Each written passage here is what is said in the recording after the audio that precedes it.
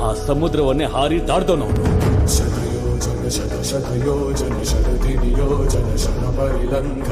ಅಲ್ಲಿರೋ ರಾಕ್ಷಸರನ್ನೆಲ್ಲ ಹೊಡೆದಾಕಿ ರಾವಣನ ಸಿಂಹಾಸನವನ್ನೇ ಕಂಪಿಸಿದವನವನು.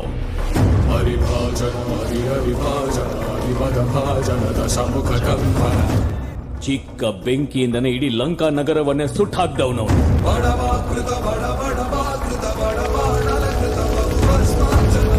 ತ್ರೇತಾಯುಗದಲ್ಲಿ ರಾಮನ ಭಕ್ತನಾಗಿದ್ದನವನು.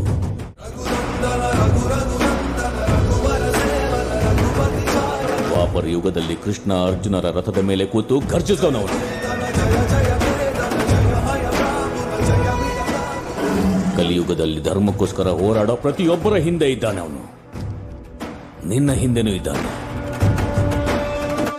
ಧರ್ಮ ನಿರ್ವಹಣ ಕೋರಿನ ದರ್ಪ ಕೂಡ ದುರ್ಜಯ ಸಮಮೌನ ಚಾಟಿನ ನಾಟಿ ಪುರಾಣ